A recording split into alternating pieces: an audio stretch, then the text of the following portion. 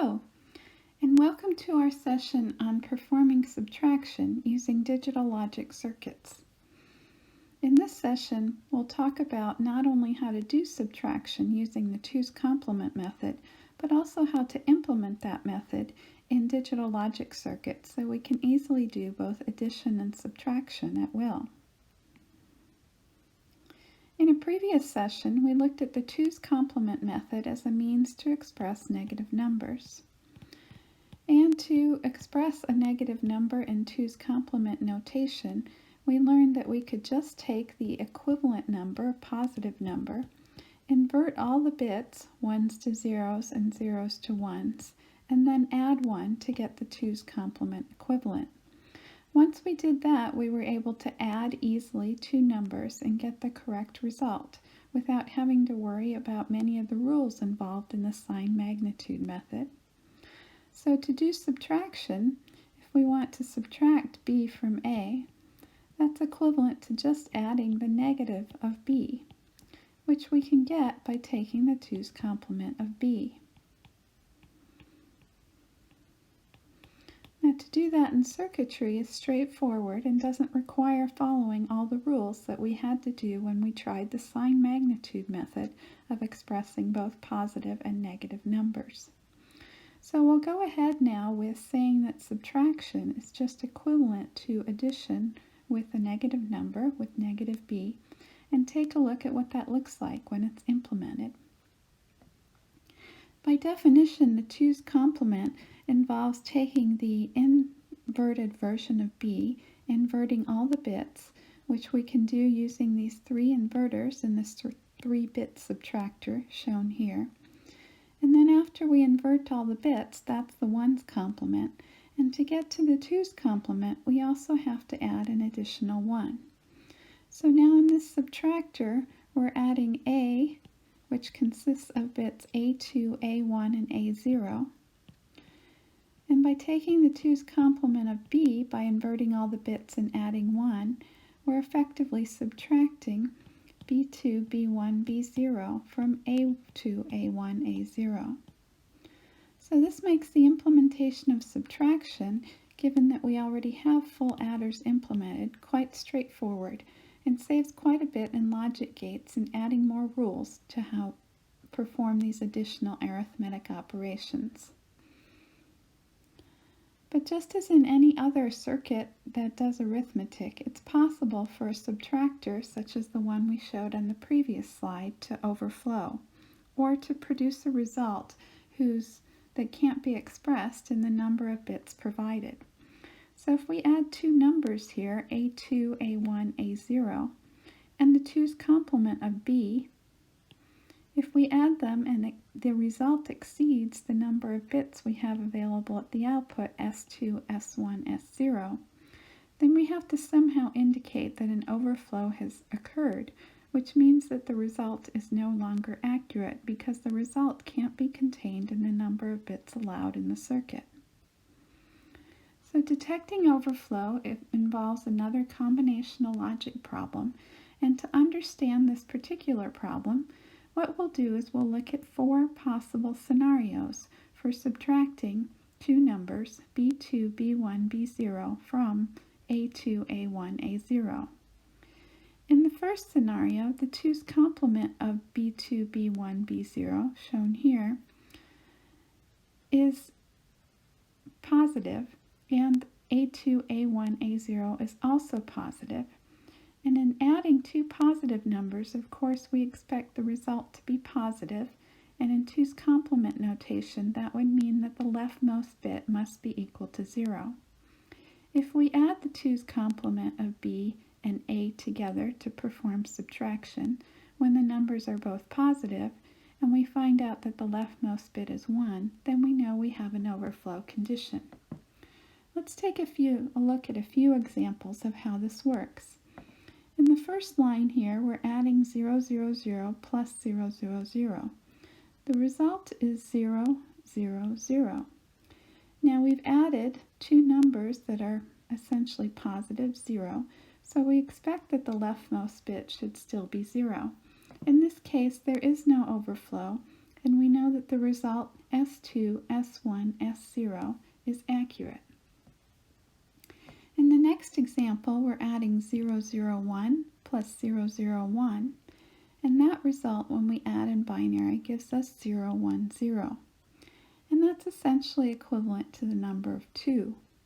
1 plus 1 is equal to 2, so this is accurate, but we also know this is accurate because the leftmost bit is 0, and the result of adding two positive numbers, 0, 0, 1 plus 0, 0, 1, we know should be positive, so we know there's no overflow, and again we have an accurate result. In the next line of the table, in the next example, we're adding 0, 1, 0 and 0, 1, 0. This is effectively adding 2 plus 2, which gives us a value of 4. But when we add these, we get 0, 0, 1, going from right to left. And we see that now by adding two positive numbers, positive 2 plus positive 2, we've gotten a negative result. So by definition, we know this is inaccurate. The sum of two positive numbers should be positive. So we flag that inaccurate result by setting the overflow bit equal to 1. And then in our last example, we're adding 0, 1, 1 plus 0, 1, 0. And from right to left, we'll get 1, 0, 1. Now again, we've added two positive numbers here, indicated by the leftmost bit equal to 0, and the result is given a negative number. And that means, by definition, that we have an inaccurate result, and the overflow bit should be flagged high to indicate that the result is inaccurate. And indeed, when we add 3 plus 2 equal to 5, we know that 5 can't be expressed in 3 bits using the 2's complement method, so that's why the overflow has occurred, because these 3 bits just can't handle expressing the number 5. Now in the next example, the next scenario for adding these two numbers, the number A2, A1, A0, and the 2's complement of B2, B1, B0 to implement subtraction. In this next scenario, we assume that A2, A1, A0 and the 2's complement of B2, B1, B0 are both negative. In this case, we know the addition of two negative numbers should result in another negative number, meaning that the leftmost bit in 2's complement notation should be 1. In this first example, when we add 1, 0, 0, which is negative 4 in 2's complement notation, and 1, 1, 1, which is negative 1 in 2's complement notation, just adding those two in binary, we get the result 0, 1, 1. In 2's complement notation, this is equal to 3. This is obviously an incorrect result because negative 4 plus negative 1 is negative 5. But we also know it's an incorrect result because the leftmost bit of the result indicates that the result should be positive when we know it should be negative because we've added two negative numbers together. So now we'll flag the overflow bit, set it equal to 1 to indicate that we do indeed have an inaccurate result. In the next example, we add 1, 1, 1 plus 1, 1, 1. And when we do that, the 3 bits of the result are 1, 1, 0. And that's equal to negative 2 in 2's complement notation. And negative 1 plus negative 1 is equal to negative 2, so we know this is correct. But we also know it's correct because we've added two negative numbers, and the leftmost bit of the result indicates that the result is also negative. So there is no overflow, and we indicate that by setting the overflow bit equal to 0.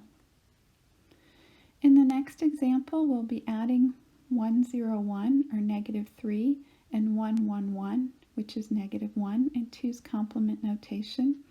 And when we add those two sets of 3 bits, we simply get 1, 0, 0 in the 3 bits of our result. Again, we've added two negative numbers, and we expect the result to be negative, as is indicated by the leftmost bit equal to 1. So we know there's no overflow, and this again is an accurate result. And 1, 0, 0 is indeed equal to negative 4, which is the sum of negative 3 and negative 1. Finally, if we add 101 plus 110, we get a result of 011. And right away we see that we've added two negative numbers and gotten a positive number in the result. So we know this is inaccurate, and we set the overflow bit equal to 1 to indicate that. In the last possible scenario, one of the last possible scenarios for subtracting b from a in 3 bits, we look at the possibility that a is negative and b is positive. Now the result could either be negative or positive depending on whether the 2's complement of b is bigger or smaller than the 2's complement expression for a. But in this case, we know that when we add a negative and positive number in this number of bits, that regardless of whether the result is positive or negative, the result will not overflow. So let's take a look to convince ourselves of this. So in the first example, a is negative, as it is in all these cases for this example, at 100 or negative 4. b, the 2's complement of b, the number we're trying to subtract from a, is positive 3, which is indicated by a leftmost bit of 0. When we sum those together in binary, we'll simply get 111. Now, is this correct or not? Well, we have to take a look at what this actually expresses, and in 2's complement notation, 111 is equal to negative 1, and checking negative 4 plus positive 3 is equal to negative 1. That is correct, and there's no overflow. In the next example, adding 111 and 000, we simply get 111, and we know that negative 1 plus 0 is negative 1. This is also accurate, and the overflow bit is again 0. In the next example, we'll add 101 plus 010. Again, we'll get 111, indicating a negative 1 in 2's complement notation. Minus 3 plus positive 2 is indeed equal to negative 1. This result is also accurate. And finally, in our last example here, if we add negative 3 and positive 3, we'll get 000. And we know that negative 3 and positive 3 is indeed equal to 0, and this result is again accurate. So in all 4 cases, the result is accurate, and there's no overflow condition. And this is true whenever, in subtraction, a is negative and the 2's complement of b is positive. The same is also true when a is positive and the 2's complement of b is negative. But let's take a look and convince ourselves for sure. In this first example, we're going to add 011, which is positive 3, and 100, which is negative 4. Just adding these in binary, we'll get a 3-bit output of 111. This is equal to negative 1 in 2's complement notation, and checking positive 3 plus negative 4 is indeed equal to negative 1, so there's no overflow condition and the result is accurate. In the next example, we add 000 plus 111. The result is simply 111, which again is negative 1 in 2's complement notation. 0 plus negative 1 is indeed equal to negative 1, so we have an accurate result, and we indicate that by setting the overflow bit to 0. In the next example, we'll add positive 2 plus negative 3. When we add those two together in binary, we'll simply get 111, which again is equal to negative 1. We know that positive 2 plus negative 3 is indeed equal to negative 1. Again, our result is accurate, and we indicate that by setting the overflow bit to 0. And in our final example, we'll add positive 3 and negative 3. And when we do that in binary, we'll simply get the 3-bit output equal to 000. That is equal to 0, which is indeed the sum of positive 3 and negative 3. So once again, we have an accurate result, and we set overflow to 0. So in combination, what we have here is the ability to indicate the overflow bit for 4 different possibilities. A and the 2's complement of b both positive, A and the 2's complement of B both negative. And then the last two possibilities involve A being positive, the 2's complement of B being negative, and vice versa. So now we can express all these possibilities by understanding from the 4 different scenarios we just covered that overflows, as we looked at in our examples, were only positive when indicating an inaccurate result, when A and the 2's complement of B are both negative, and the most significant bit of the result is 0, indicating a positive result, which is clearly inaccurate. Or, alternatively, we know we get an inaccurate result when A and the 2's complement of B are both positive, but S2, or the most significant bit of the result, is 1, indicating a negative result. So this discovery here is indicated in the truth table. And all we have to do now is look at the sign of both the most significant bit for the 2's complement of B and A. So if we look at the most significant bits for both of our numbers that we're subtracting, if they are both of the same sign, 0, 0, and the most significant bit of the result is also equal to the most significant bit of the first two of A and B, then we know that the overflow is 0. On the other hand, if the 2's complement of B has a most significant bit indicating a positive number, and A2 also indicates a positive number, but our result S2 indicates a negative number, then we know we have an overflow condition. If, on the other hand, all conditions where the 2's complement of B and A indicate positive and negative numbers, or negative and positive numbers, then we know that an overflow is not possible at all in those scenarios. And finally, if the 2's complement of B and A indicate both negative numbers and the result indicates a positive number, we know this is inaccurate, so the overflow bit indicates that it is indeed an inaccurate result. And finally, if both numbers are negative, the 2's complement of B as well as A, the result should also be negative. And in this case, that is true. S2 is shown as 1, so we know that the result is indeed accurate. So we only get 2 inaccurate results in 2 different situations here, and we can easily express the sum of products for the overflow by taking a look at those 2 rows in the truth table that produce a 1. In the first, we find that B2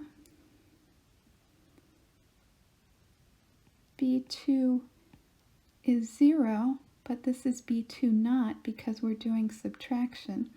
So we would take the inverse of B2 not, and we'll get B2 from that, which we'll simplify in a minute. A2 is equal to 0, and it's going to be expressed in its complemented form, and S2 is equal to 1, so it'll be expressed in its uncomplemented form. The other term in the sum of products will come from this line in the truth table. B2 not is just equal to 1. A2 is equal to 1, so it appears in its uncomplemented form. And S2 is equal to 0, so it appears in its complemented form. And therefore, overflow is simply equal to B2, because we've double inverted B2 here. A2 not, S2, or B2 not, A2, S2 not. And that's our expression for overflow, which can be easily implemented using digital logic circuits and combinational logic design techniques, as we've discussed in previous sessions.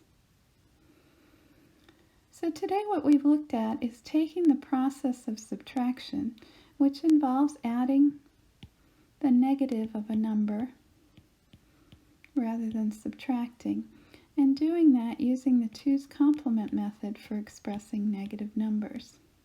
Implementing 2's complement subtraction is fairly straightforward.